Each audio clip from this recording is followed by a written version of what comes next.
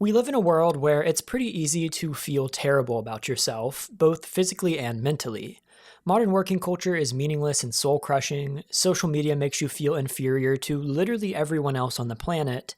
It's harder than ever to make friends, dating feels impossible, and our economic system seems to be collapsing, with the American dream fading into obscurity with every passing day. We seem to be in a worse place than our parents, everyone seems to hate each other, and it's impossible to plan for our long-term future because of how chaotic everything has become globally. How do we set ourselves up for success in the future if we don't know what the future is going to be like due to the increasing sense of global instability? With these circumstances, it's easy to feel terrible all the time. It's easy to fall into a trap where every day feels pointless, where each moment rolls into the next with no sense of progress or continuity between them. A trap that we try to disarm through overstimulating social media content, new video games, and the latest season of the newest remake of the show or movie that you've already seen before. And while we distract ourselves, we feel fine. But the second those distractions end, we go right back to where we were before and try to repeat the process. It's exhausting, and it feels like there's no real escape other than the temporary one that comes from the scrolling. How do we change our lives to make it so that this isn't the case anymore? How do we not feel terrible all the time? Well, it starts with your environment. If you go back throughout history, a majority of global humans lived in rural environments for almost all of it. In fact, it was only in 2007 that the global urban population surpassed the rural population, making it the first time that more people lived in cities than in rural environments. This meant that humans have spent about 0.009% of their history living primarily in cities. And cities are cool. You have access to more jobs, more people, more services, and you're far less likely to starve to death than our ancestors were. We have grocery stores and gyms and Uber Eats and trash pickup. Cities are amazing. But while they are great and convenient, they're also isolating, noisy, and chaotic. If you live in a big city, you have a constant buzz of background noise. Cars driving by, people blasting annoying music on the radio and honking their horns in traffic, upstairs neighbors starting a bowling league on the floor at 3 in the morning, sirens, people talking, the list goes on and on. And as we've gotten used to our environments in these cities, we've learned to tune these things out. Living next to a highway becomes less and less obnoxious the longer that we're there, and those upstairs neighbors become mere background noise. Unless they're mine, because mine never know how to stop making noise. But the fact of the matter is that these things never really go away. Our brains aren't made to be constantly stimulated with noise and distractions all the time. Going back to how we used to live, things were quiet and relatively simple. Sure, we weren't fully isolated and living in complete silence, but the level of noise that we were used to hearing on a daily basis was far less than it is today. Obviously, I'm not going to say anything bad about technology and how we need to go back to living in the woods, because that's not my point. My point is that this noise is drowning out your ability to think, your ability to discover what you want, who you are, and who you'd like to become. And right now, I'm talking solely in the sense of literal noise, the kind that you hear with your ears. I'm not even getting into the mental clutter or overstimulation yet. That's coming soon though, so don't worry. My point is this. The first way to feel better mentally and physically is to be present, to get a little bit away from the constant noise and give your brain some room to think. You don't need to think about anything in particular or solve any problems. You just need to open up the possibility of having thoughts flow into your head. If you just spend 30 minutes a week in nature, whether in a park, in the woods, outside in your garden, or somewhere else a bit away from the noise and the chaos and the constant stimulation of other people, you'll begin to feel less overwhelmed. You'll begin to feel more present, and that constant urge that there's something else you should be doing or something else you should be thinking about will go away. You'll become human again, and the constant anxiety caused by being overstimulated in your physical environment will decrease. And you'll finally begin to figure out what else it is that's been bothering you and making you feel terrible, instead of spending all of your energy being distracted. When was the last time that you sat down in a room and simply thought, in complete boredom, letting your mind wander and seeing where it takes you? When was the last time you went on a walk without a podcast, a solace video, or music on? When was the last time that you drove in your car without listening to some form of mental stimulation? When was the last time that you were somewhere that was completely silent? Chances are, if you're like me, you don't get that very often. And all this stimulation is clogging up your brain and making it so that you can't solve any of your problems. So you wake up every day feeling exactly as you did the day before and wonder why nothing is changing. But for things to change, you need to create space in a physical sense so that you can give your brain some breathing room and let new thoughts flow. From here, you may realize what else is bothering you, because just sitting in silence isn't going to make you feel better, but it is the first step.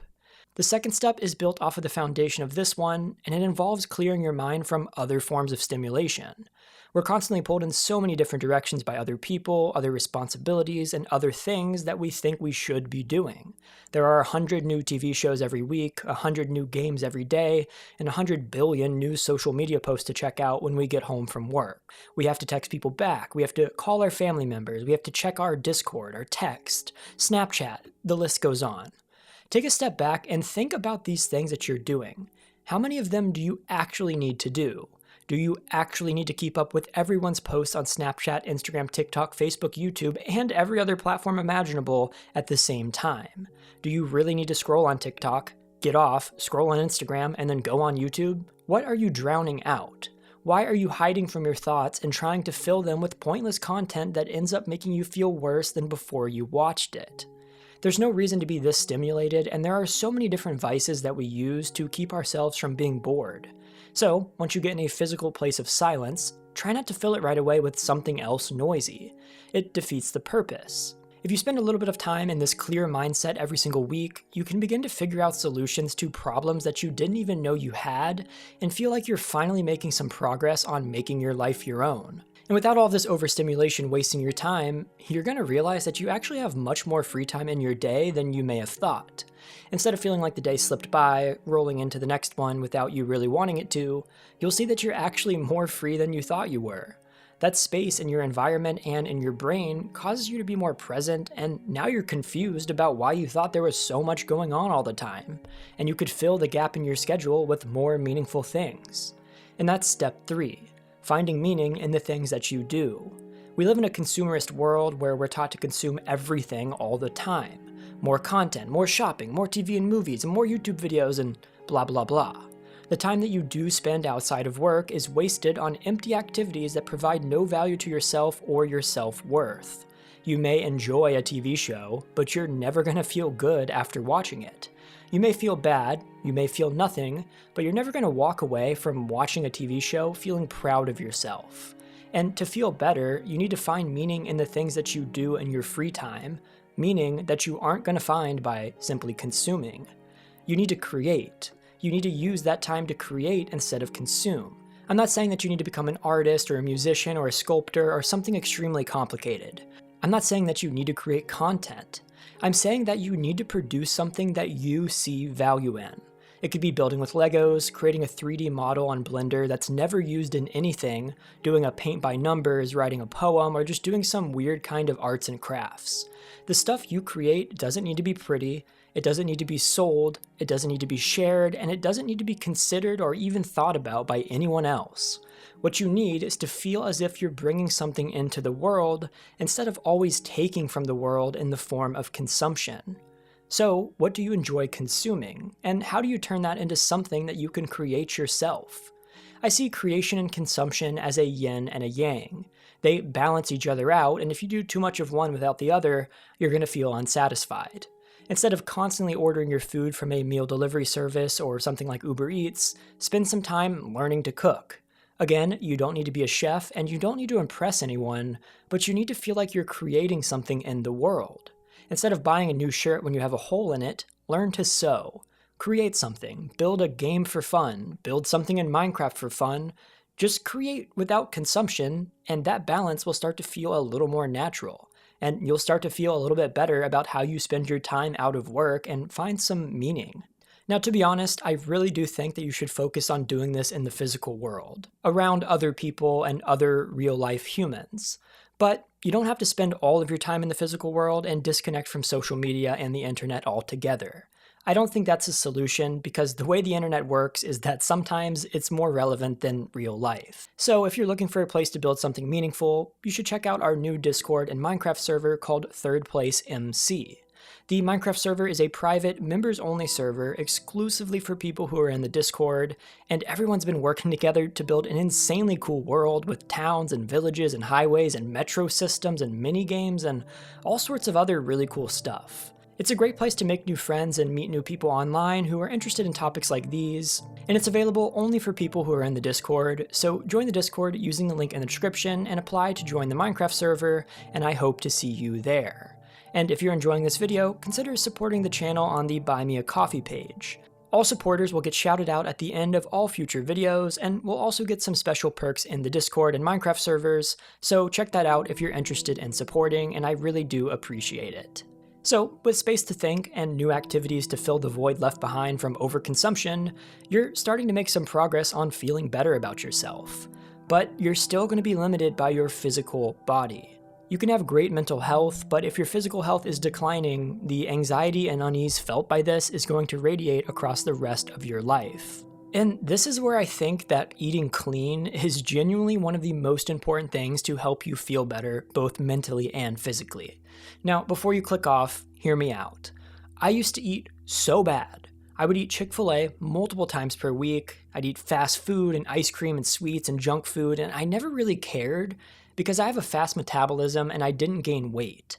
In fact, I would often try to eat this stuff to help me gain weight because at the time I was insecure about being skinny.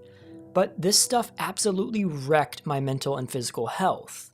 These foods are full of bad ingredients that come from factories and are laced with so many chemicals that they probably shouldn't even be legal to begin with. And this is the case across the board for almost all fast food, a majority of restaurant food, and even a lot of the stuff that you buy in the grocery store. All this food is fried and cooked in seed oils that are processed with industrial processing plants, bleached, and cleaned with something called hexane, which is literally poison. I'm not trying to fearmonger you, but I do think it's important to know what you're putting into your body. Going back to what I said earlier about how our urban environments have evolved, our food environments have evolved as well. Never throughout history have we eaten these types of ingredients, and our bodies are not made for this stuff. Sure, you could eat McDonald's every single day and you'll probably survive, but that doesn't mean that you should. Creating a diet that's centered around whole foods that exist in nature is the simplest way to get in shape, lose weight, and have the best mental health of your life. But in my opinion, it's a simple formula. Quality in equals quality out. If you put low quality ingredients and chemicals into your body through processed foods, you're going to have low quality outputs in the form of your thoughts or your physical actions. Your body runs off of food and you won't operate at full efficiency unless you eat something that is fully efficient. And processed foods are not that.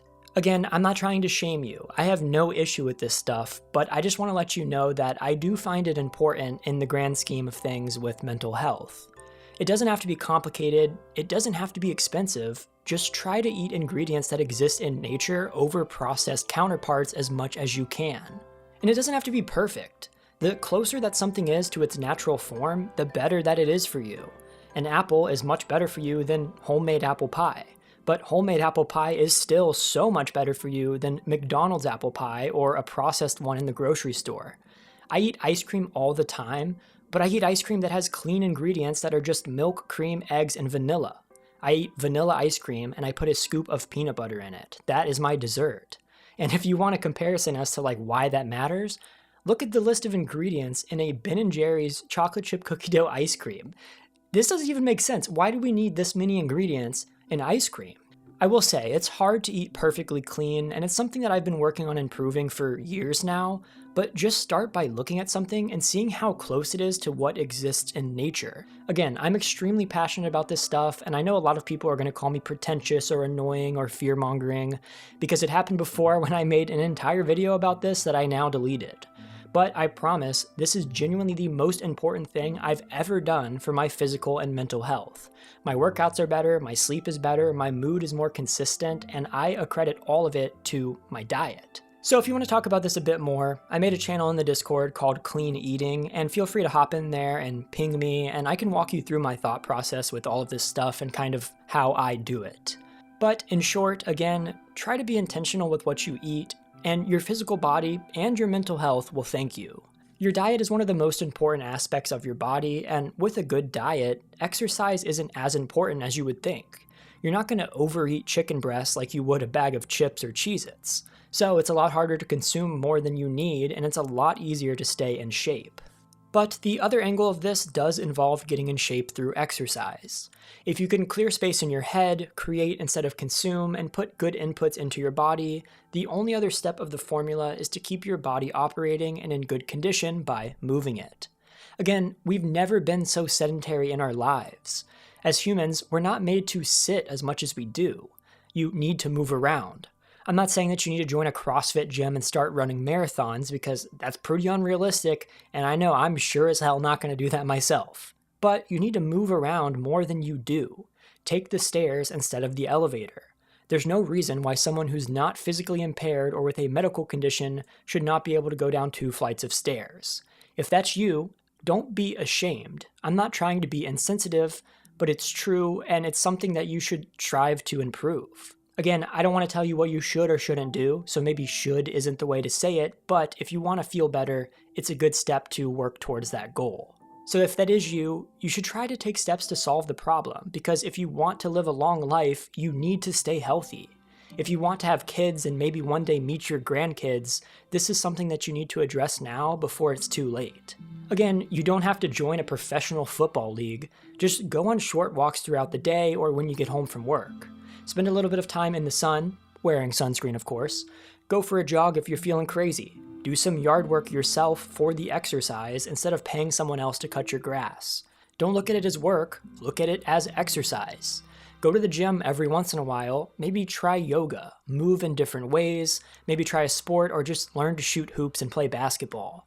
Your body is a gift, and I believe that you should utilize that gift or it'll be taken away from you. It's one of those things that if you don't spend a little bit of time on, you're going to regret it in the long run when you're 50 and unable to get up off the floor.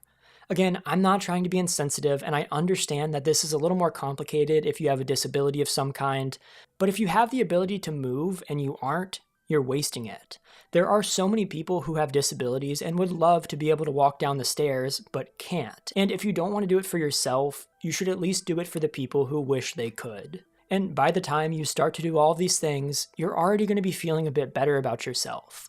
You'll start to see progress with your body, you'll start to feel more confident, and you'll start to feel clear with your thoughts and ideas. But you can't do this alone. And this is what I often come back to with this channel, to build a community and to make the internet feel a little bit smaller. But you need to be involved in this process as well if you want to feel better. Once again, I know I sound like that guy, but humans have never been this socially isolated. Throughout history, we lived in groups of around 150 people or less, but we knew everyone around us. We ate dinner together, we gave gifts to our neighbors, we hunted and fished together, we built gardens together, we helped each other with our neighbors' kids. As our environments grew and people moved into cities, we're now around millions of other people. But there's so many of them that we never see the same faces and we never build that community like we used to. And a community is what you really need to tie all of this together. You can have a great body, a great mind, perfect mental health, but if you don't have other people to share these things with, it's going to be for nothing. So as difficult as this sounds, the final step is to try hard to feel uncomfortable. You have to embrace the discomfort of being around other people, having awkward conversations, making eye contact, and laughing with other people to make life feel full. You need to take that first step and introduce yourself to an online community. You need to join an online community and chat with other people regardless of what you assume they're going to think about you.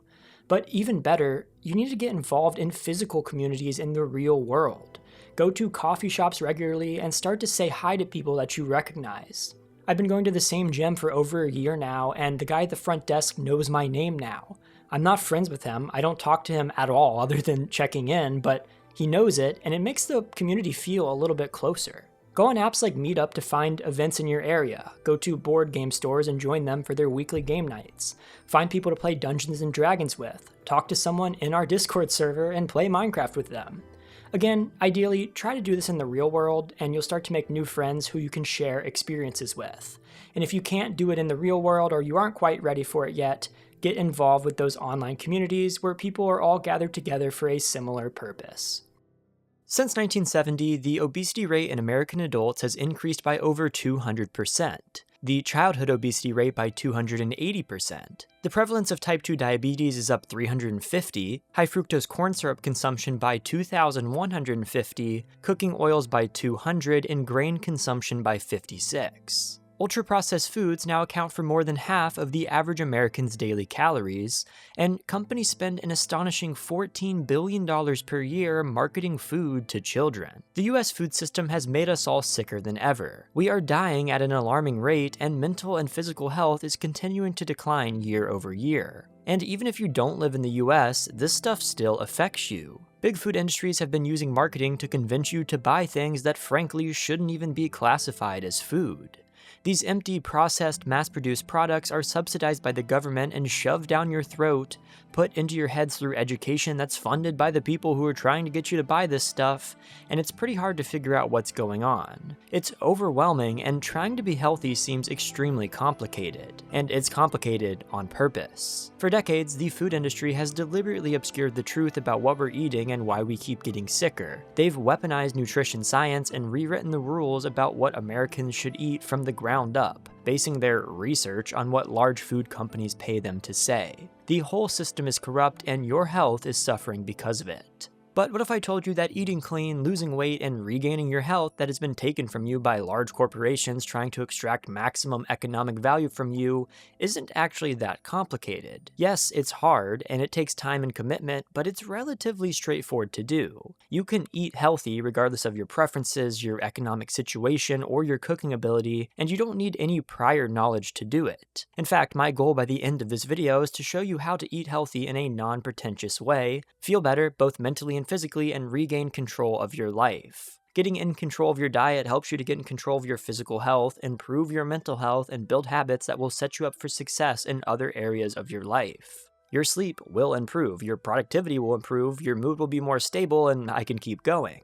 I know this because I went through it. Eating clean is the single most valuable thing that I've ever done, and it's had ripple effects across my entire life. I used to eat really badly. In high school, I ate fast food between 5 to 7 times per week. I munched on chips and cookies and processed snacks, and I ate pizza rolls and M&M ice cream bars with literally 500 ingredients on the label, and so many other things that I didn't really think were that bad. I mean, I've always had a fast metabolism and have struggled to gain weight, so it's not like it was hurting me, but it was, and almost all of my family members have long-term health problems from eating things like this for their entire life. They spend thousands of dollars per year on medical expenses trying to fix these issues, and if they knew about the things that I'm going to talk about, there's a good chance that a lot of these issues could have been avoided. So how do you fix your diet and reach your fitness goals? Because if you're still watching, I have a feeling that you know that you're capable of doing it, that it's something you want to learn more about. Well, let's keep it simple. Over 70 to 75% of the food on the shelves of American grocery stores is classified as ultra-processed foods,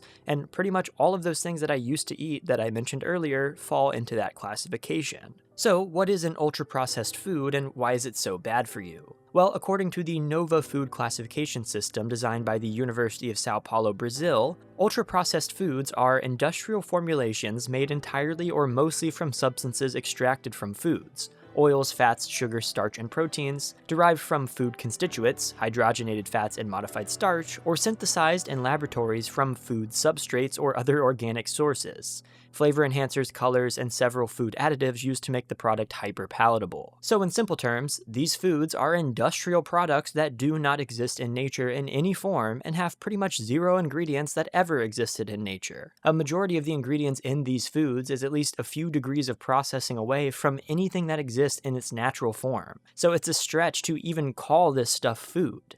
And that's 70 to 75% of what you're being sold in the grocery store. Ultra-processed foods are engineered to be hyper-palatable. They combine just the right amounts of sugar, fat, salt, and flavorings so that it feels easy to keep eating and hard to stop. Many packaged cookies, chips, sugary cereals, processed meats like chicken nuggets and sausages, candy, and certain frozen meals all fall into this category. These products are designed to be highly rewarding and convenient, but they are typically calorie-dense, low in fiber, and relatively poor in vitamins, minerals, and other beneficial compounds compared with whole foods of similar ingredients. When foods are heavily processed, their natural physical structure, which is called the food matrix, it gets broken down. For example, a whole sweet potato has intact plant cell walls, fiber networks, and water bound inside that structure. Nutrients like starch are physically trapped within those cells. Your body has to mechanically and chemically break down those cell walls and fiber during digestion before the starches and other nutrients inside them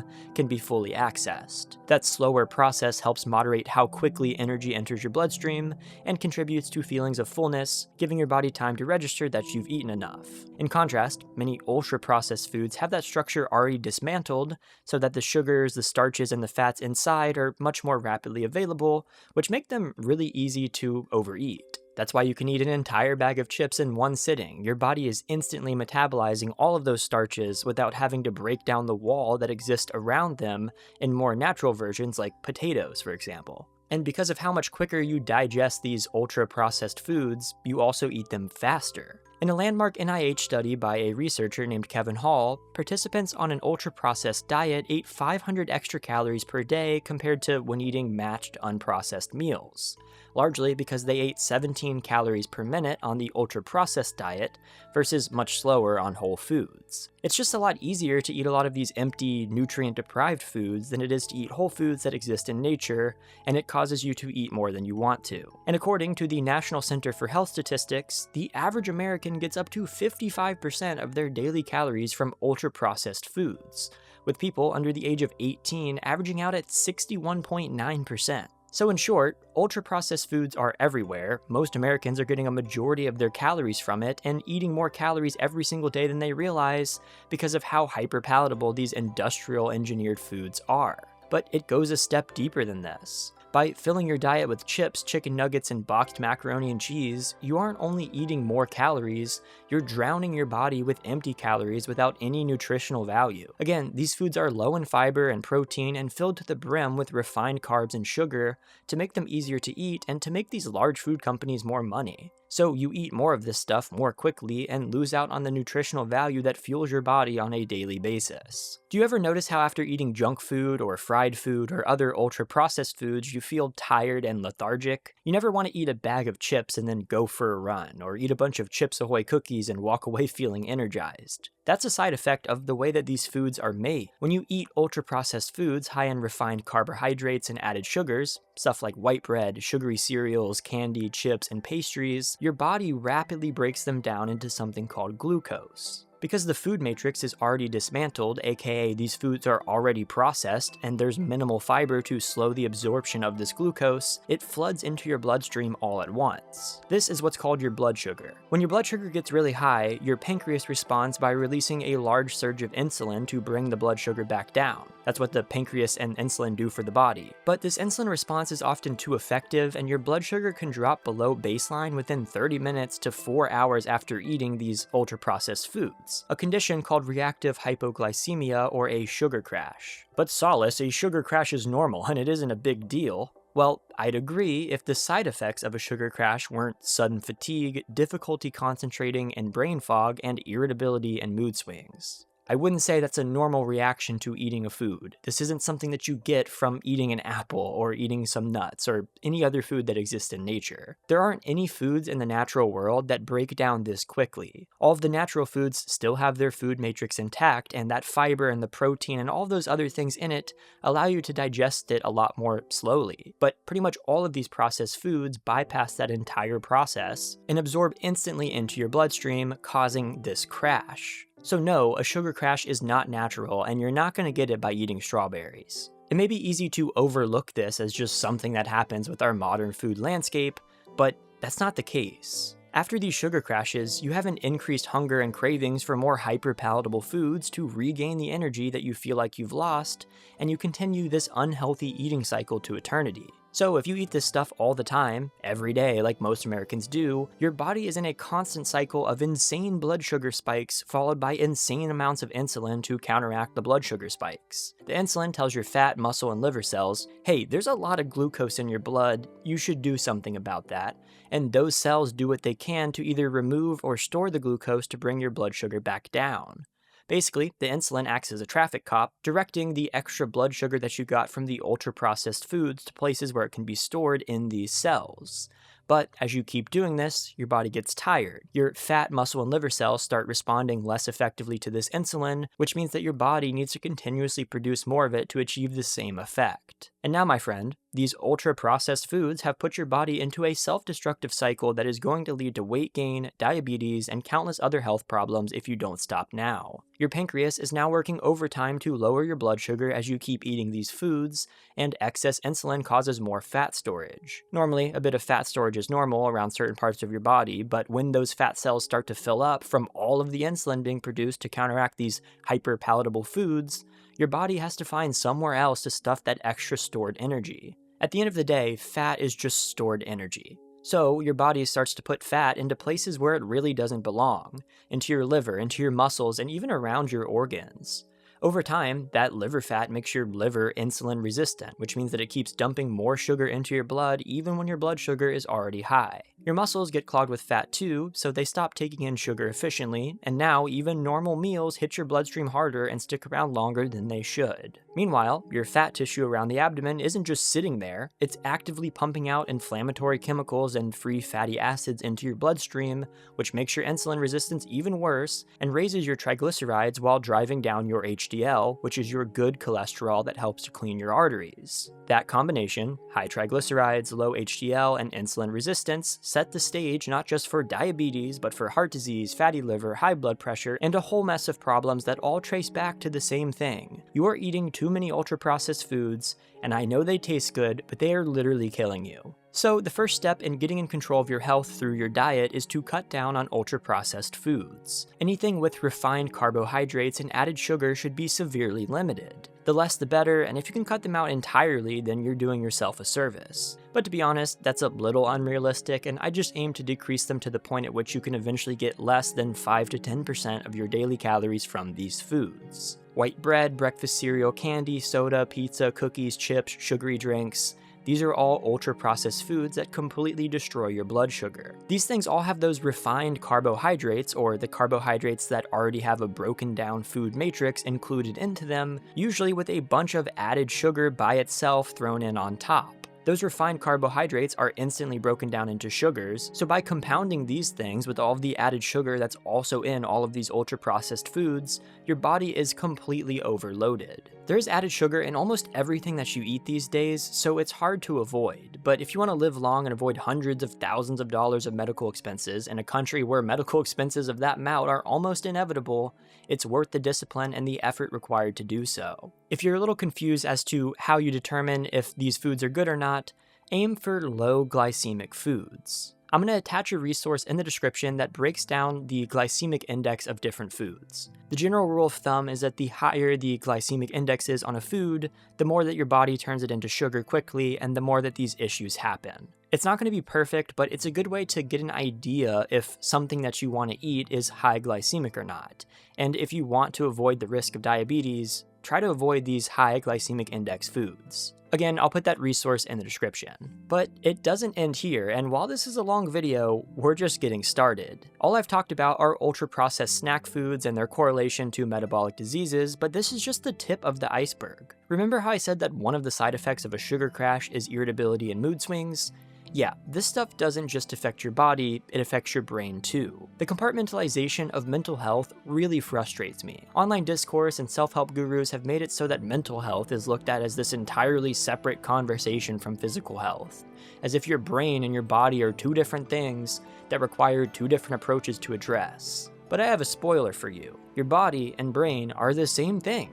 They're actually connected, believe it or not. One can't exist without the other, and pretending that mental health problems are something that can only be fixed by giving you medication and having you talk to someone once per week without addressing the other part of the equation is crazy to me. Your diet, your physical health, and your mental health are all interconnected, and the food that you're eating is wreaking havoc on your brain as well. A 2022 study in the Journal of Nutritional Neuroscience found across a sample size of 260,000 participants that for every 10% increase in ultra-processed food consumption, your risk of depression increases by 11%. and people eating the highest amounts of ultra-processed foods are 80% more likely to experience depressive symptoms compared to those eating the least. I don't know about you, but I feel like this is something more people should be talking about. There are clear, measurable, well-documented biological pathways through which these foods rewire your brain and destabilize your mood, and it's probably one of the major factors leading to negative mental health outcomes around the US. Yes, I know, I'm not saying that food is the only reason that people have mental health problems,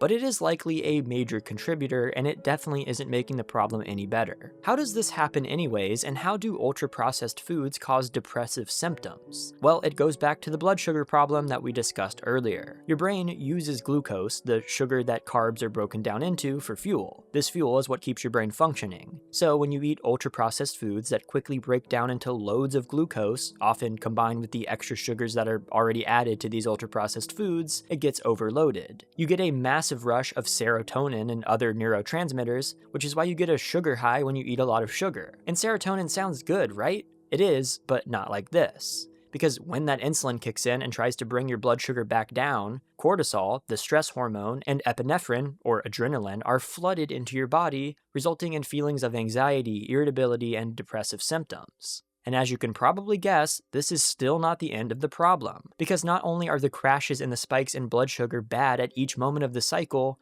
but the variability itself is also destroying your brain as well. Studies tracking type 1 diabetics with continuous glucose monitors found that large glucose fluctuations were associated with slower and less accurate processing speed, meaning that the brain literally functions worse when your blood sugar is unstable. People with higher glycemic variability report significantly lower quality of life and more negative moods. I'm going to link all of these studies and everything else that I've mentioned in this video in the description, because I promise I'm not making this stuff up. And I know some people will probably be upset in the comments, but this really is well documented at this point and it's undeniable. So feel free to read through these studies if you really don't trust me, but I promise I did my research for this video. And the issue with all of this is that the cycle is hard to break, because every time your body crashes as a result from eating these ultra-processed foods, you want more of them to fill the void, which then causes the next crash and constant cravings that never go away. I know this because I always craved the garbage that I used to eat. Processed sweets used to sound amazing every single night before bed,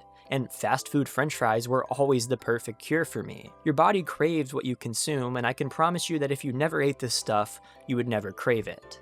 There's a lot more that I haven't even touched on yet, like the gut-brain axis and how the foods that you digest directly connect to your cognitive function and mental health, the concept of oxidative stress and how these foods could lead to increased chances of things like cancer, and quite a few other things. But I think you get the point. Ultra-processed foods are killing you. They're making you unhappy, they're making you gain weight, and worst of all, they are almost impossible to avoid. So if you want to avoid the downfalls of these industrial processed food items, it's going to take a lot of work. But it's work that will allow you to avoid countless diseases and tens or even hundreds of thousands of dollars of future medical bills. Chips, crackers, sugary cereals, white bread, candy, frozen pre-prepared meals, chicken nuggets, french fries, and soda need to be removed from your diet as much as possible. These shallow, empty processed foods provide no nutritional value whatsoever and shouldn't even be classified as food. They contribute to the inflammation and diseases that I've been talking about for this whole video, and the only people who profit from them are the large corporations who've convinced you to buy them in the first place. If a food needs to be marketed to you, you probably don't need it. Try to replace these things with real, whole foods.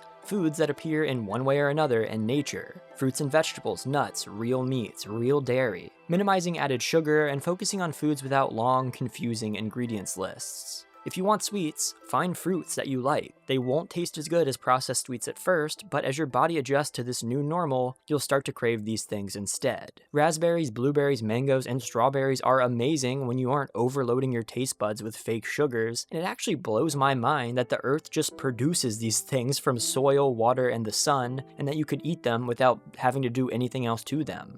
I think we need to take a second to acknowledge the fact that the earth gives us everything we need, we just have to take it. Vegetables, when cooked correctly, are amazing, and fresh meat that comes from real, non-factory farmed animals has a taste that can't be matched with frozen, breaded, chemical-filled chicken nuggets. I mentioned the NOVA classification system at the start of this video, with ultra-processed foods being the bottom of the list. The closer to the top of this list that you can eat, the better, so aim for the top and you should be on track to improve your health on quite a few levels.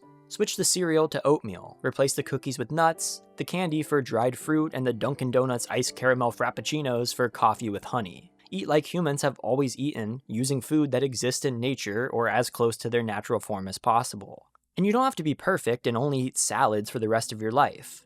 Again, I've said this before, but health is a spectrum, so each step that you take towards improving your health is better than not taking any. Eating fast food 6 days a week still isn't good, but it's far better than eating it for 7 days a week. But solace, eating healthy is expensive and hard, and I have to be a pro chef and I can't afford it. That's why I need to eat unhealthy. And if you think that, I understand. But regardless of your income level, you can afford at least some healthy foods. Many healthy foods are actually far cheaper than unhealthy foods, and eating out is expensive. Sure, to eat a fully whole food focused diet, you're gonna have to spend more than eating a fully processed one, and I get that that can be hard for some people. But again, this entire thing isn't white and black. You aren't either healthy or unhealthy. It's all a spectrum, so even if you only supplement your current diet with these healthier foods because you can't afford a full switch, it's a step in the right direction. You can replace some of your snacks with fruits or vegetables and still improve your diet. Every little bit makes a dent, so do it as much as you can. And to prove that you can do it if you really wanted to, I made a meal plan that gives you 7 days of breakfast, lunch, a snack, and dinner focused solely on nutritious foods for people with minimal to no cooking experience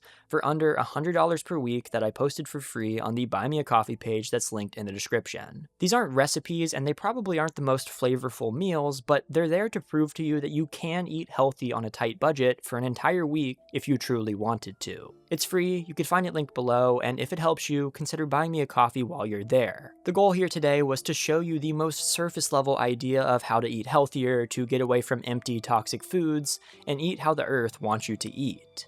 And if that isn't enough to do it for you, every whole food that you buy is less money in sketchy big food companies' pockets. There is a lot more to talk about here, like proper nutrition, factory farming and how it's ruined our food system, and how to actually make delicious, healthy food at home that tastes amazing, but these are all conversations for another video. If you want to see any of these things, let me know in the comments because I'm extremely passionate about this stuff and would love to make more videos like this. Did you know that 64% of men between the ages of 18 to 29 are single, and that over 57% of single adults in the United States said they weren't interested in dating at all? We live in a dating crisis. Well, we live in an everything crisis, and dating is just a small part of what has been affected. Over 364 million people use dating apps worldwide as of 2025, and 60 million of these are in the United States alone. Active users spend, on average, 80 minutes per day on these apps, and dating apps earned $4 billion last year on just Tinder, Bumble, and Hinge. Dating has become an extremely profitable industry, milked by tech startups to extract as much value as possible out of lonely people seeking connection. Your emotional needs are being commodified, and these companies have found a way to manipulate you into giving them money to fix the void caused by an increasingly complicated social landscape, and it's doing nothing for you. And because of this situation, it's easy to feel hopeless, as if you're gonna be single forever. After a long antisocial day of school or work, you open up a dating app to swipe on hundreds of pictures of attractive people to no avail, and then pretend like you don't care just to feel better about the entire situation. But you know, maybe, just maybe, if you subscribe to the premium version of that cute little app you're using, you'll have a better shot.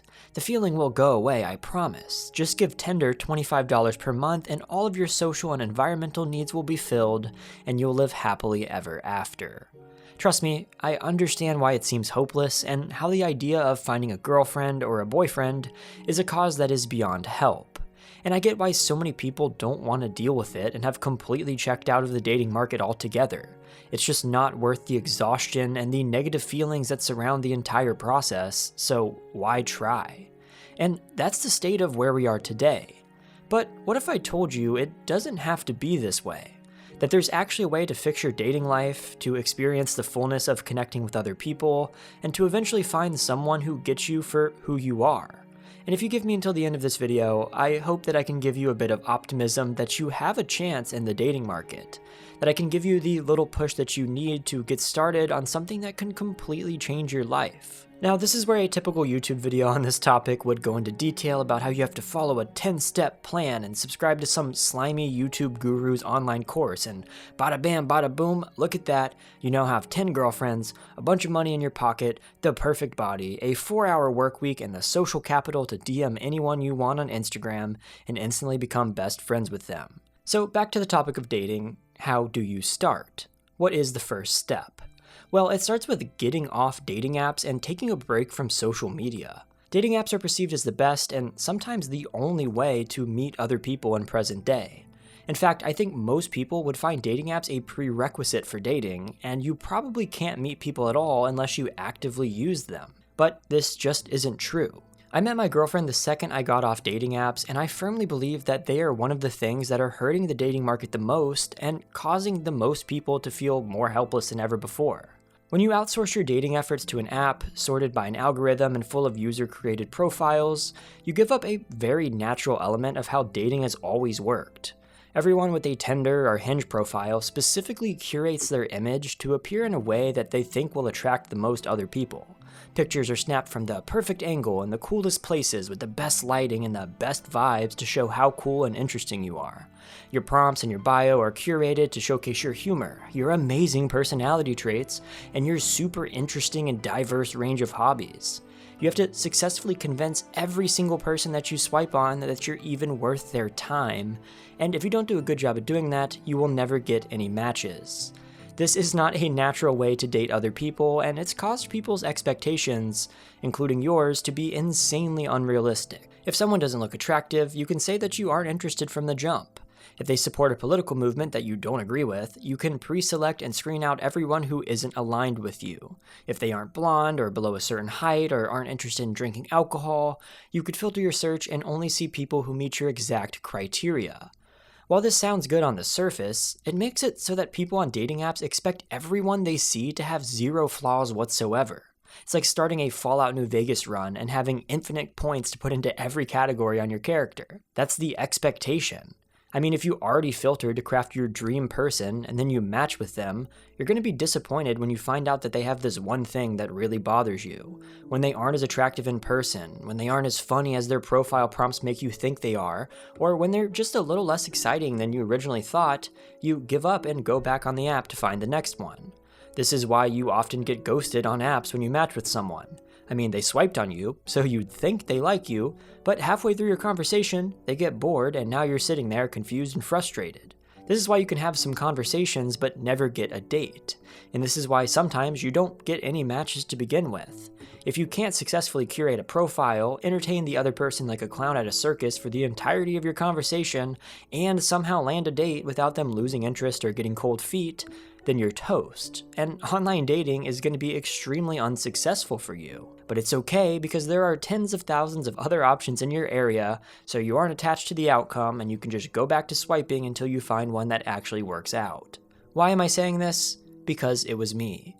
I barely got any matches when I was on dating apps, and when I would have a good conversation, most of the girls would lose interest for no reason halfway through. If I ever did successfully manage to secure a date, I wasn't ever convinced that the girl really wanted to be there and that they were just trying to see if it would work because they were lonely. If the date did go well, which most of the time it didn't, I wouldn't really feel like having another one with them. It felt forced and pointless, and every girl had some sort of flaw that made me not excited to pursue them, and I never felt as if I was making girls excited to continue talking to me either. Throughout college, I spent collective years on dating apps, swiping through God knows how many people to try to find someone. And throughout all this time, I landed a handful of mediocre dates, and that was it. And this is also the case for pretty much all of my friends too. I've mentioned this before, but I have a ton of friends who are still actively using dating apps to this day, some of them swiping through thousands of people per month, going on quite a few dates, and still ending up single and hopeless at the end of the day, so I know I am not alone here. Because here's the thing. When you have the perception of endless options, you attach no value to the ones that you do have. The one girl who only checks off some of the boxes for you can wait because a better one may reach out tomorrow, and this hypothetical girl may have all the boxes checked off. The message that you send to the girl on the app that you think seems cool doesn't need much effort put into it, because you can just send 100 other messages over the next hour, copy and paste, and hope for the best. The whole system becomes a statistical game, and the human element of dating is thrown completely out the window. And this is just the online part, the part that's confined to your screen and your apps. But this mindset carries over into the real world as well. Now, with the idea that through these apps you can define the exact type of girl you're looking for and give simple, preemptive yes or no responses based on what you think about these people, you do the same thing in the real world. If you see someone in public, but maybe they aren't quite the girl you envisioned yourself with, you don't take a chance and talk to them. There are plenty of fish in the online sea, so who cares if you miss an opportunity to say hi to a girl who catches your eye at a coffee shop? In fact, talking to girls in real life isn't even in the realm of possibilities anymore. It's way easier, way less uncomfortable to swipe, send some cheesy pickup lines that you found on Reddit, and hope for the best without any risk of true rejection. Worst case, if a girl says she isn't interested or doesn't respond, you can block her or unmatch and move on to the next one the exact same minute. The ones in real life become interchangeable with the ones online, with the online ones replacing the opportunities in the real world and making it so that you have no incentive to talk to them without using the app as a shield. Now, that was a lot, but I think you understand my point. In the grand scheme of dating, online apps end up taking priority over real-life interactions, making you forget that, before dating apps, real life was the only way to meet new people. Our parents, grandparents, and pretty much anyone in the dating market for all of modern history started their relationships by walking up, introducing themselves, saying hi, and most importantly, feeling uncomfortable. It's not natural to feel this comfortable all the time with dating, and by removing any and all anxiety or nervousness through the shield of a screen, you're missing out on what dating really means. So you need to delete these dating apps to bring dating back to the real world. You need to notice people that you're attracted to in the physical world, and you need to tell yourself that talking to these people in person is the only way that you're going to get a meaningful date. Forget that the apps even exist, and once you force yourself to use real-life interactions as your only options, you'll feel more inclined to walk up to someone in public and start that conversation. I realize that this is much easier said than done. Getting the confidence to walk up to someone in public, smile at them, and say something that isn't completely moronic is a lot to ask, and even thinking about this process can be anxiety-inducing for a lot of people. What do you say? What should you do? Should you ask for her number? The list of questions goes on. But let's take a step back here. Before you worry about any of this stuff, you need to put yourself in a physical environment where you're around people that share similar interests or hobbies.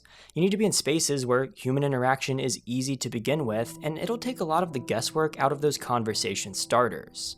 Go to coffee shops, even if you aren't a coffee shop guy, and hang out. Sit at those big community tables where there's a chance that other people are near you.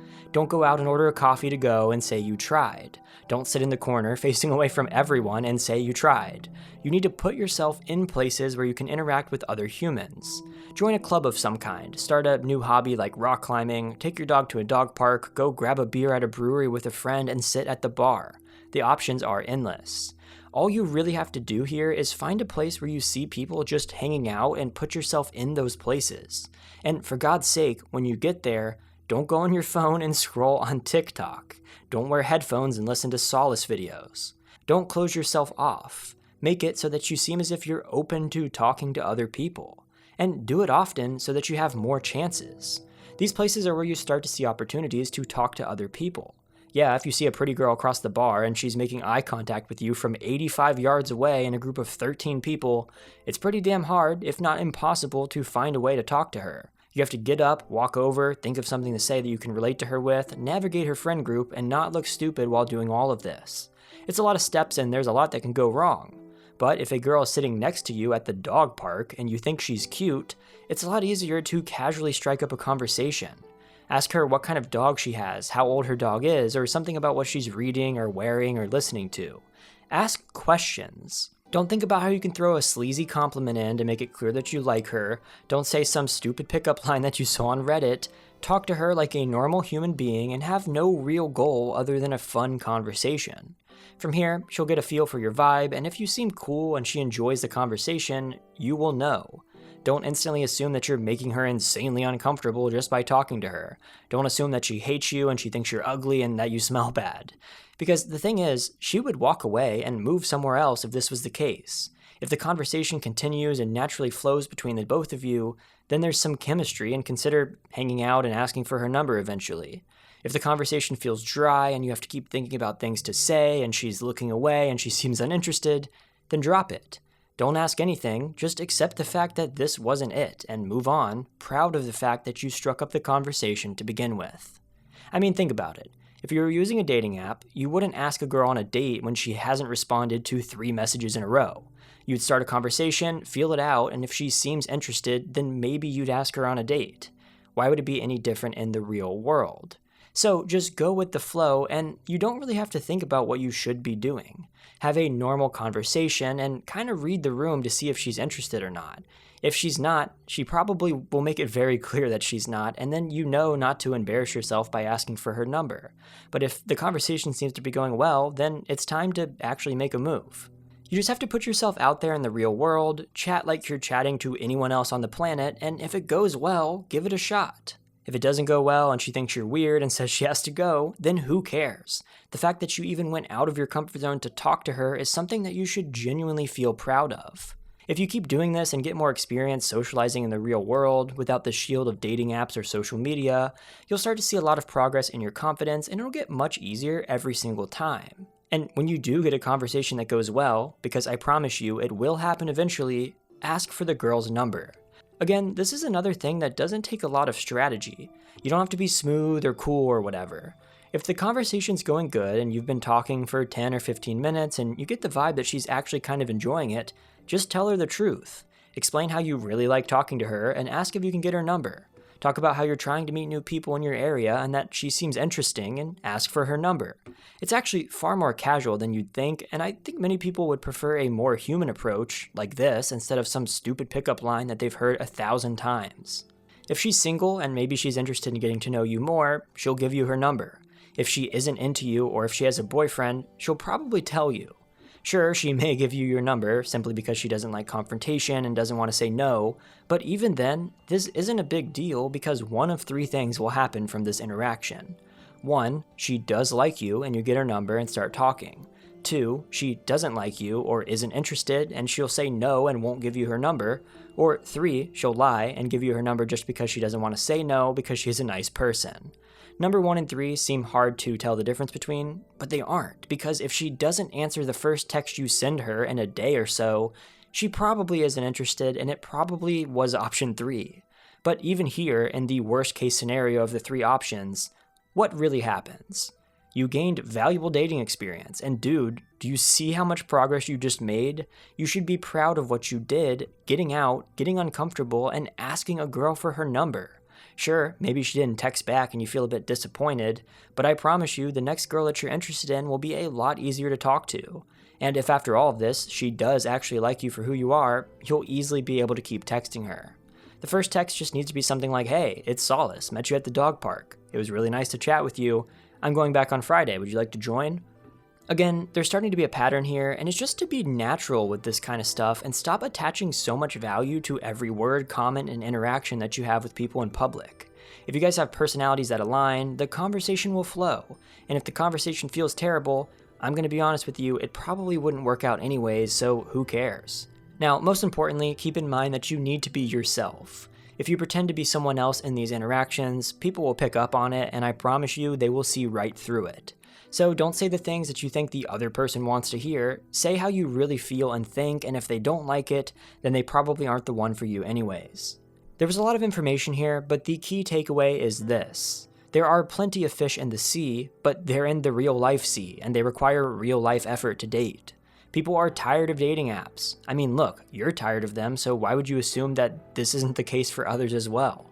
People are longing for human interaction, and by getting out there and socializing, making yourself available, and going with the flow while getting social practice, your dating success is going to be much better than it would be just sitting on Tinder, sliding into people's DMs on Instagram, and hoping a girlfriend is going to appear at your door overnight. Doing this does increase your risk of rejection, but every person who isn't interested gives you valuable experience, helps you learn more about yourself, and helps your social skills outside of dating. These improved social skills can change your life in other areas. They can help you make new friends, do well at work, and so many other things. So I know it's hard, but give it a try. It may just work. What are your thoughts on all of this? What has your dating experience been like? Have you tried this? Has it worked? Let me know in the comments because there are so many people in this community who can help you figure it out. As we get older, life doesn't feel fun anymore. The joy of summer, the excitement of seeing a new movie in theaters, playing a new game at launch, it just feels hollow now. But it doesn't have to. From a young age, we're constantly told not to wing it, ever. That we need to be strategic and disciplined, and we need to behave in a certain way all the time, follow the rules, and work on our long-term goals. We need to make the world our oyster through sheer force, bulldozing our way through life and forcing everything around us to bow to our every desire. I mean, this way of thinking is how people become billionaires, and trust me, we all want to be billionaires. I mean, look at all these successful people who came from nothing and are now some of the most powerful people on the planet. How did they do it? By making sure that no other scenario was even possible to begin with. They paved their path to success solely through their own determination, and if we do the same, we can be just like them. Right? While this sounds great, it isn't true, and in fact, this very way of thinking is probably what's sucking the beauty and enjoyment out of every waking moment of your existence. It's what's making you stressed, anxious about the future and about your progress, and devoid of any joy in your life whatsoever. Yes, to make it in a world centered around consumption, where everything from parking to the food that you eat and the water that you drink costs money, you do need to plan things. But your entire life doesn't need to be a massive master plan with multi-step formulas being developed to help you solve all of your problems. If you're like me, you probably need to work on going with the flow or winging it a bit more than you currently do, and being able to do this effectively may be the very thing that's holding you back from the life that you've always wanted. Let me explain. As we've gotten older, graduated from school, and moved into adulthood, our ability to wing it, with anything really, gets thrown out the window in favor of a meticulous, pre-planned existence. You can't wing what you do on weeknights after 7 p.m. because you have work or school in the morning, and even playing video games requires careful planning to coordinate with friends who have different work schedules. Financial responsibilities like rent, tuition, or car payments mean that impulsive decisions that cost money, like taking an unplanned weekend trip or eating out without it being in your plan, are often constrained by your budgetary considerations. Career or academic obligations make it so that you have to stick to a structured schedule with constant meetings and deadlines, leaving little room for winging it during working hours. And family and social commitments also require a lot of planning now. All of your obligations fill different parts of your life, leaving little time for experimentation and, well, fun. Your life no longer feels like your own, and you're stuck in a cycle of feeling like trash. And how do you break this cycle? Well, duh, you just need to put more force into the world and work harder, you lazy bum. Come on, why aren't you focusing on your side hustle when you get home from work? Jeff Bezos and Elon Musk work 25 hours a day, so you need to do what they do if you want to make it out of your miserable existence. It's your fault. Improve yourself, and maybe, just maybe, you'll find what you've always been lacking. And that's the message that all of the self-help people on YouTube shout at you from the balconies of their 5-bedroom Dubai penthouses.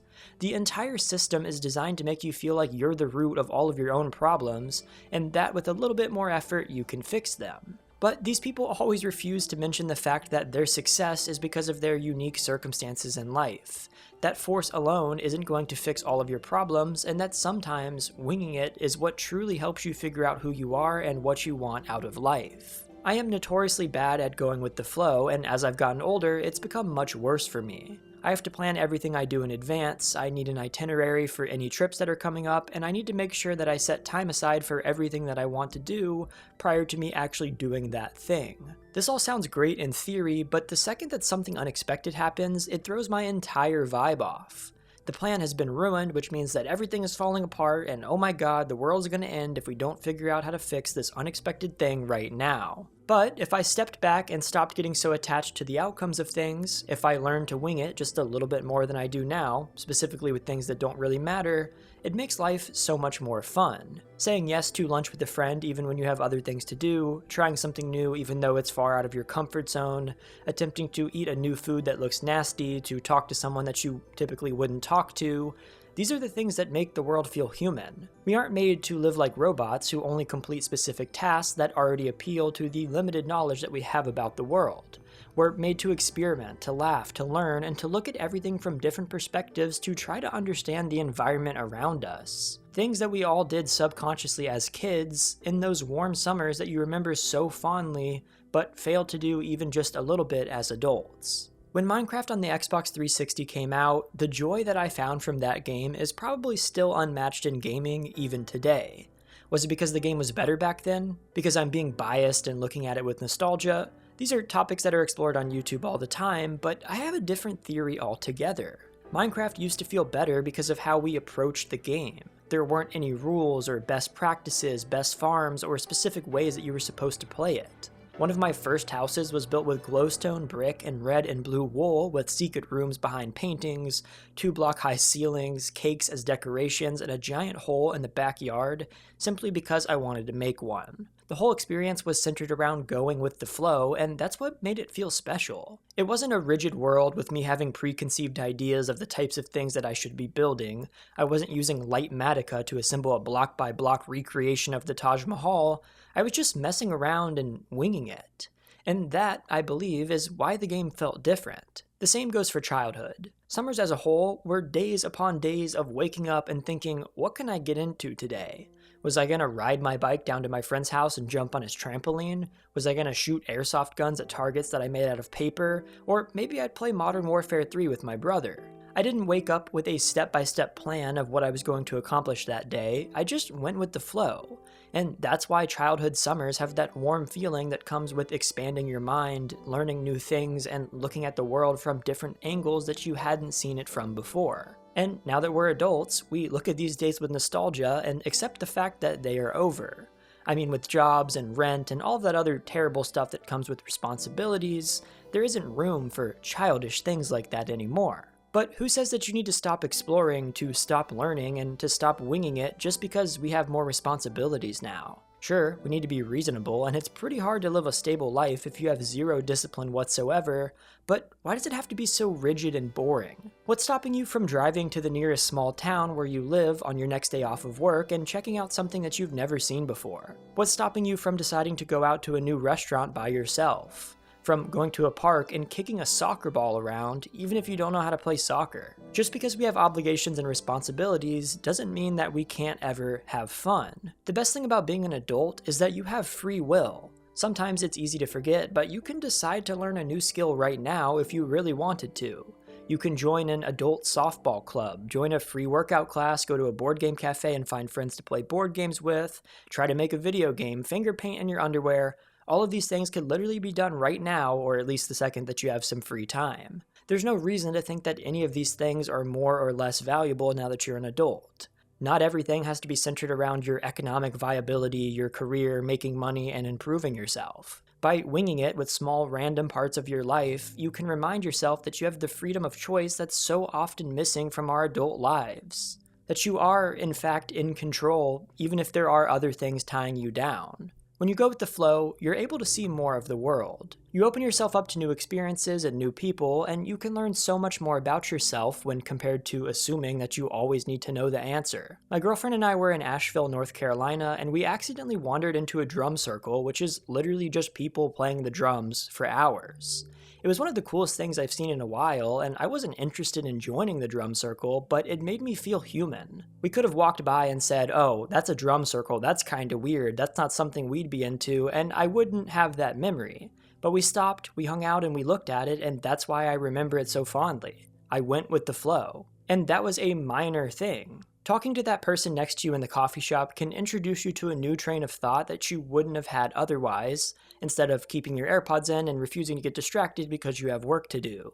And it goes across the board for all interactions in your day-to-day life. So if life feels boring, if the joy and excitement that existed in childhood feels like it's missing in your modern life, try winging it a bit more. Stop being so rigid, so set in your ways and your beliefs, and the world will begin to open up around you. Maybe then, you'll be able to look back on your 20s the way that you look back on your childhood now. And it'll help to make the world a better place for everyone. Are you bad at winging it? Why do you think it's so much harder to do this as an adult? Do you have any tips or experiences with trying to wing it a bit more? Let me know what you think in the comments, because your comment could open up a conversation with someone that could change both of your lives and maybe even allow you to make a new friend. When was the last time you touched some grass? No, seriously, when was it? When was the last time that you went outside, sat down in your backyard or in a park, and literally touched grass? It sounds ridiculous, but I mean it. Think about it. If you're like me, you probably can't even name the last time you touched grass, the last time you went into a park and sat on a bench without a phone or a book, the last time you laid down and let the sun shine on your skin for no purpose other than to feel its warmth. We live in an artificial world that's constructed for consumption and safety. Everything is supposed to be easy and harmless, and if your every action isn't spent on stimulating the economy or producing something of value, then you are a waste of time and space. You should be watching your favorite TV show, scrolling through your TikTok feeds to see what irrelevant cultural trends you've missed in the last 24 hours, improving yourself, learning new skills, or thinking about money. Come on, dude, you just need to do more. The answer is always more. But while you're doing this, you know what you aren't doing? Touching grass. Listening to the sounds of the birds chirping, if you're even lucky enough to live somewhere that still has birds. You aren't watching the clouds and trying to come up with what they look like. You aren't listening to the rain or observing how the water droplets pool up in random patterns on your window. You are consuming. Buying the next tier of the battle pass, staying up to date with the news, listening to your favorite podcast, or updating your profile photo, or scrolling through Reddit, or messaging people on Discord, or... Okay, I'll stop now. I believe that we aren't made to live at this pace, and that because of how quickly everything moves these days, we're missing out on what really matters, the world around us. This is something that I've been feeling a lot lately, as the increasing responsibilities of my job and social obligations have slowly pulled me away from my physical world. I've been spending more and more hours on my computer, tied into an artificial environment and longing for something deeper. And for a while, I didn't really know what I was looking for. I felt unfulfilled, but I didn't know what I needed to do to make that feeling go away. So I hit it with more screen time, and the feeling got worse. And chances are, you feel this way too. The thing is, the feeling won't go away by drowning yourself in YouTube shorts and video games. It goes away by touching grass. Here's what I mean by this. I just spent a few days in Glacier National Park in Montana doing 8, 9, and 10-mile hikes for a few days without screens, without internet, and without external stimulation. I've never been a huge hiking or outdoorsman kind of guy, but these few days in the mountains really opened up my mind in a way that I hadn't experienced in a very long time. Glacier National Park is the bear capital of the United States, with more grizzly bears than anywhere else other than Alaska.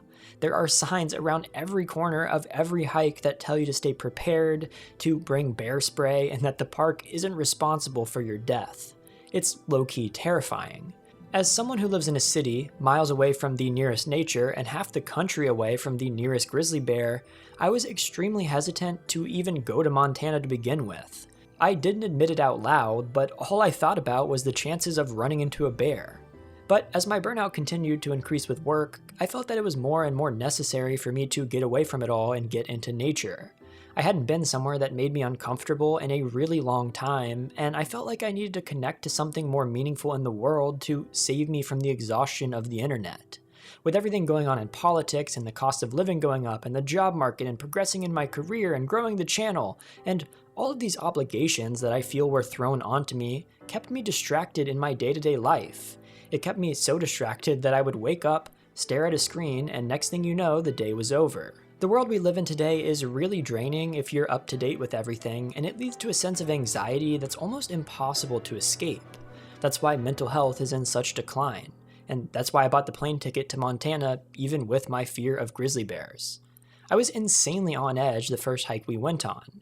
I've never really been this far out into nature, but as the hikes and the days went on, I began to love it. Sure, I was still a little on edge, especially when we did a hike that was literally on the edge of a cliff at 5:30 in the morning in the fog on a trail that had a grizzly bear encounter just a few days before, but I embraced that discomfort, and as we progressed on the hike, I felt all of my concerns, all of my stresses, and all of my anxieties, minus the slight one of the bears, drift away.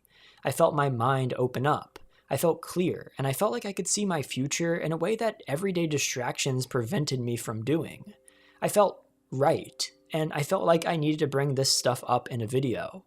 It sounds hippie and maybe kind of cringe to say it, but the truth of the matter is that nature heals you. We've spent all of human history in nature in one way or another, and it's only over the last 100 years or so that humans have lived in cities, in concrete wastelands full of pollution, noise, and chaos without easy access to some form of nature. We're so isolated and compartmentalized now that nature has become something that's entirely separate from the rest of life, something that you need to seek out.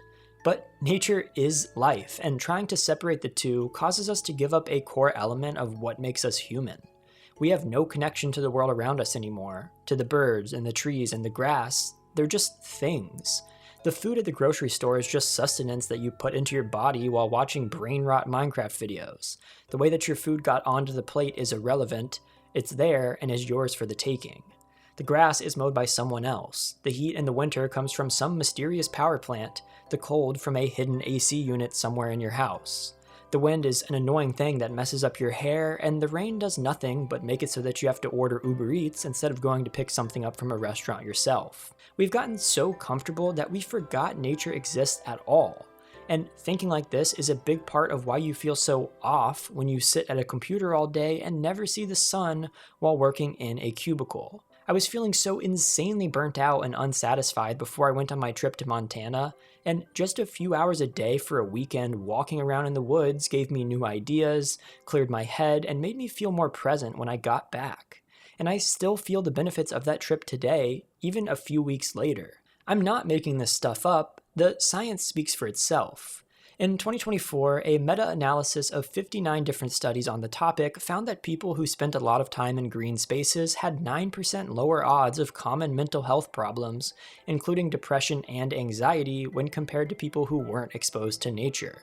A 2-hour walk in the forest lowered systolic blood pressure by a considerable amount and cortisol levels in saliva by 12% in a study with Hungarian adults. Japanese forest bathing sessions cut adrenaline measurements by 30% when compared to urban walks. And there are even studies about how just a few minutes per day in nature helped improve people's attention spans. I'll link all of these studies on my Buy Me a Coffee page if you're interested, and if you want to be that guy who argues sources, but the evidence is there, nature heals. Because, well, when you're in nature, you are present. You are human. You aren't trying to multitask or force your way through a problem and solution. You're letting your mind wander gently and noticing the sounds and sights around you. You aren't being overstimulated by countless noises and people around you and responsibilities. You're living in your most natural state without the expectations of society. And if you can, you should take advantage of it because it helped my mental health quite a bit, and I think it could help yours too. It's obviously not realistic to go to Montana every time you need nature. And if you live in a city, it can be hard to even find nature to begin with. So be more practical. Try to get 120 minutes in a natural setting every week, whether it's a small park in the middle of a busy city, a beach, a wooded area with some trees, or a small pond. Spend time outdoors, without stimulation, without audiobooks and podcasts and music, and just observe the world that we've grown to neglect. If you don't like sitting still, find something to do outside rather than inside that you still find entertaining. Start gardening, learn to do yoga, try fishing, or drive and go for a walk in the nearest nature to your house. Or just go in your yard or the area around your apartment building and chill on a bench somewhere near grass. It really is that simple. If you're feeling the inevitable burnout, exhaustion, and overstimulation that comes from our increasingly bizarre modern world, the easiest way to feel more human and less robotic is to embrace the human element that we've given up in exchange for convenience. To remember that our world is connected and that everything around you is alive, breathing the same air that you breathe. Take time to enjoy your food and appreciate the beauty that nature produces. Processed, manufactured foods and snacks and all this other stuff that comes out of a factory and is shipped to store shelves around the world may taste good, but there's something special about seeing a piece of fruit and knowing that the world produced it for you to enjoy. That nature did something magical and that you're blessed to be able to see what it did for you. I mean, dude, have you ever eaten a perfectly ripe mango?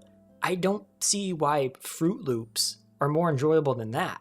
That mango came from nature, dude. How? It doesn't even make sense. Or the fact that you could just walk up to a bush and it has blueberries on it and you could eat that directly from the earth, that's just crazy to me. It's funny because a lot of my friends would genuinely make fun of me for saying stuff like this, but I feel in my heart that as humans, we've lost a large part of what it means to be human. It isn't natural to consume without seeing how things are produced, to get your food delivered with no connection to the ingredients or even the person cooking it, to drink water that just flows out of the faucet into your cup without understanding that it came from the earth.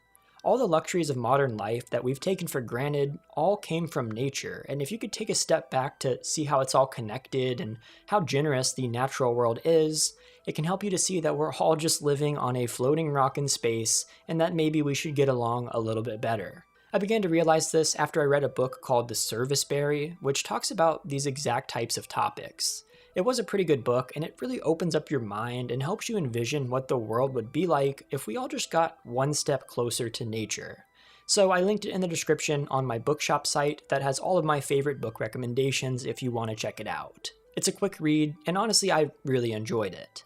Do you think that we've become too disconnected from nature, that we need to spend more time outdoors? What's stopping you from touching grass? Let me know in the comments. At the store, at the gym, at the dentist, online, you're always thinking about women. Every swipe, every scroll, every possible interaction in public.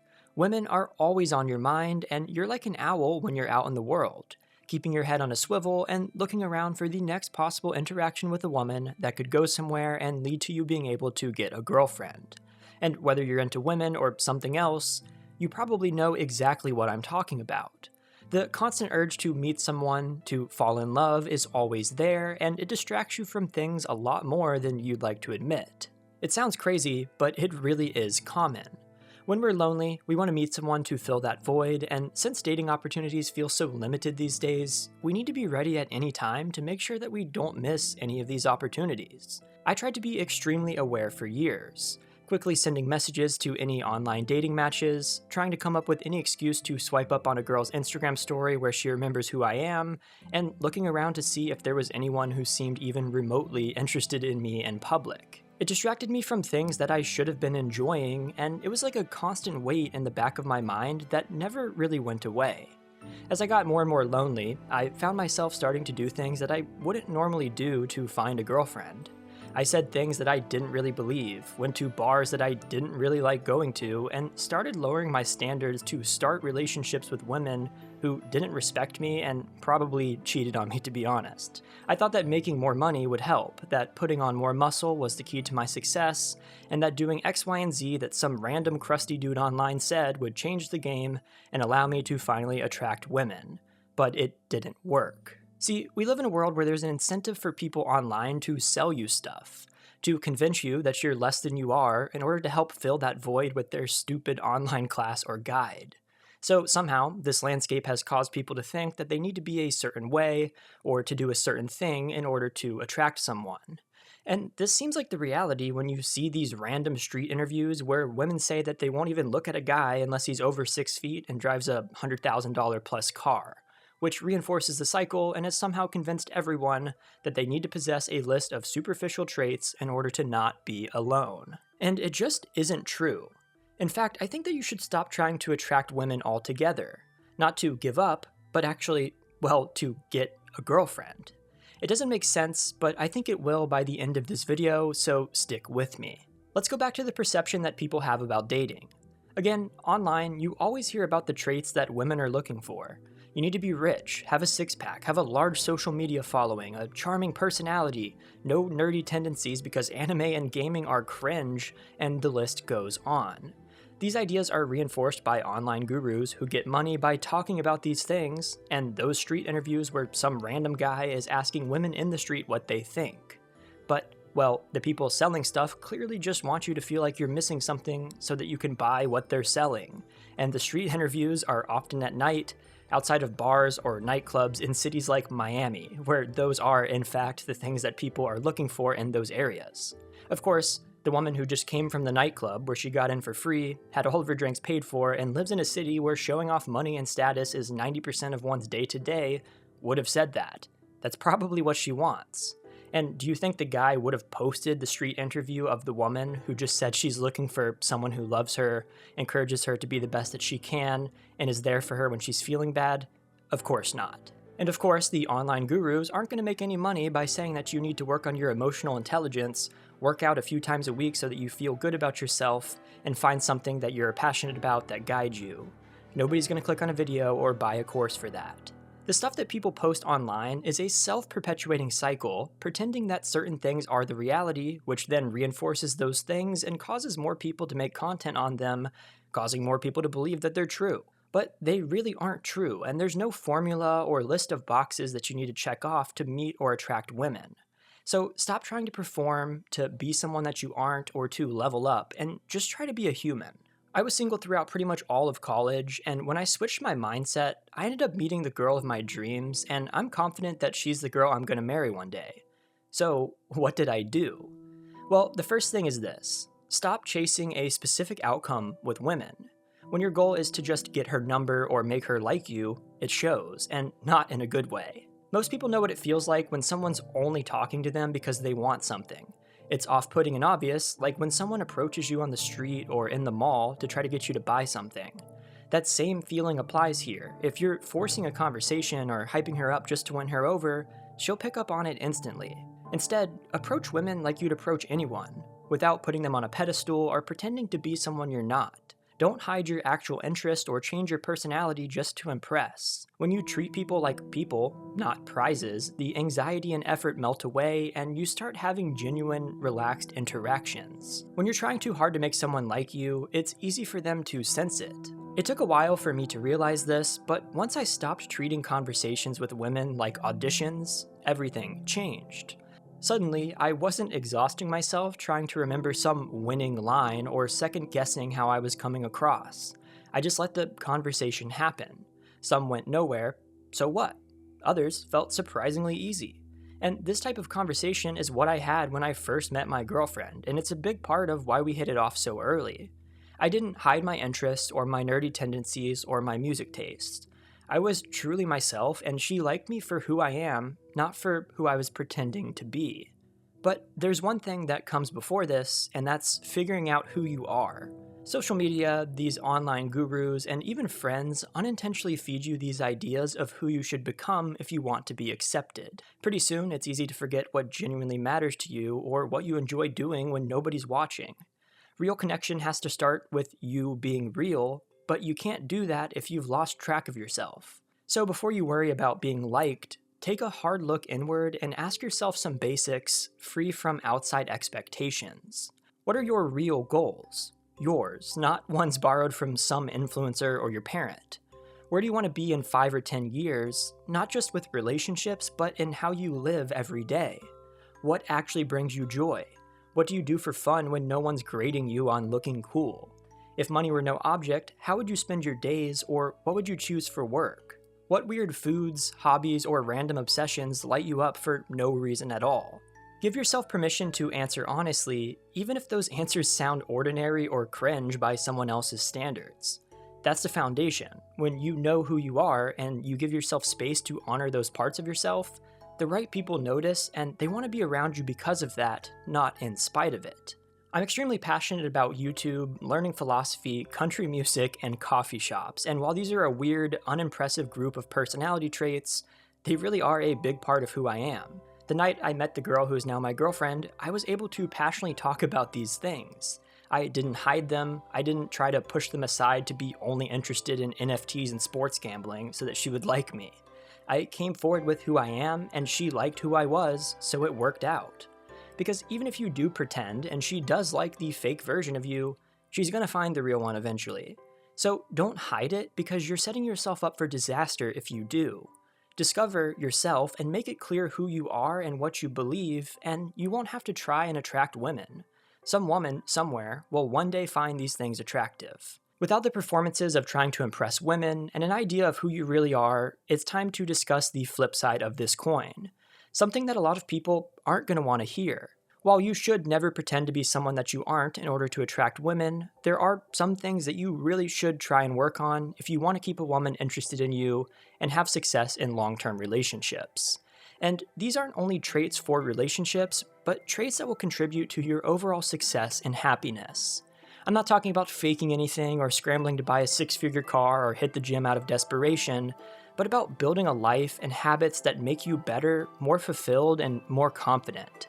Here are some things worth focusing on. Emotional intelligence. Learn to talk about your feelings, not just bottle them up.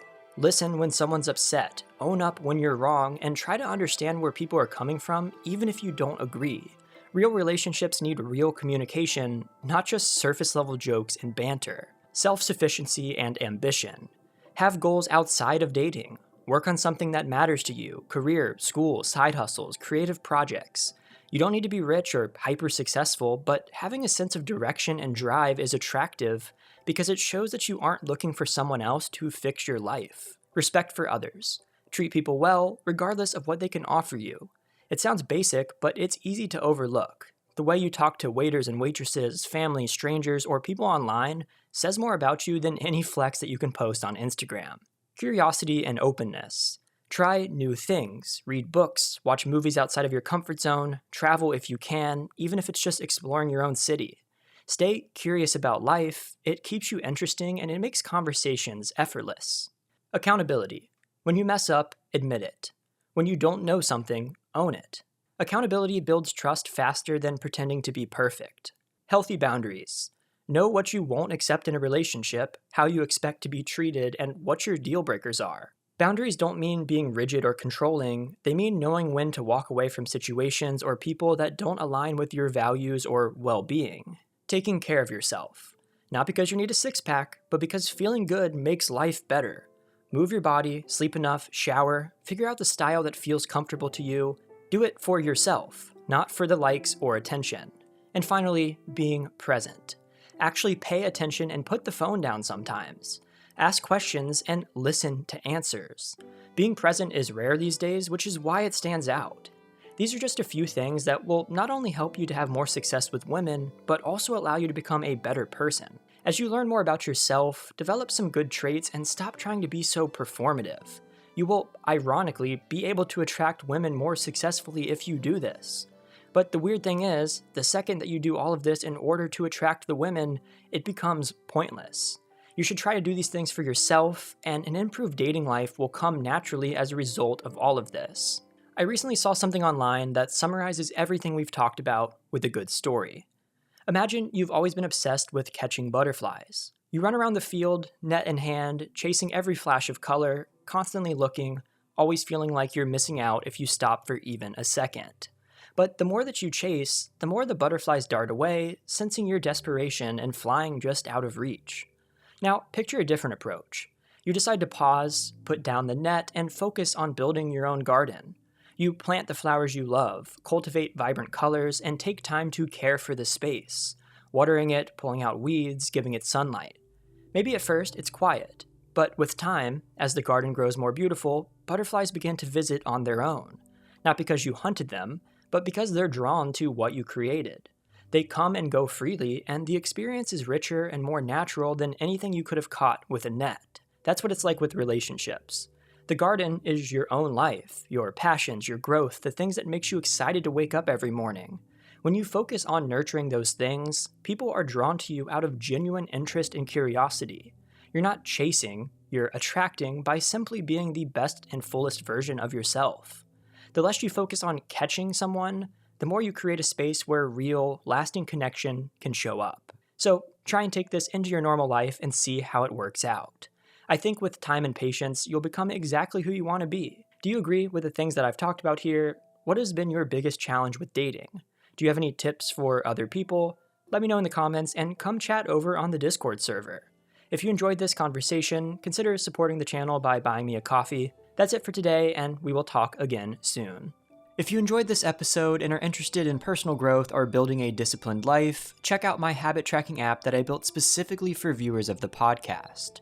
You can find it online by typing feelright.app into your web browser. That's feelright, WRITE.app. It's free to use, and it's designed to help you build and track new habits by making it fun. You can find a link in the show notes, along with a link to my Discord community with nearly 9,000 members in it to talk about the types of topics that you've seen in this episode.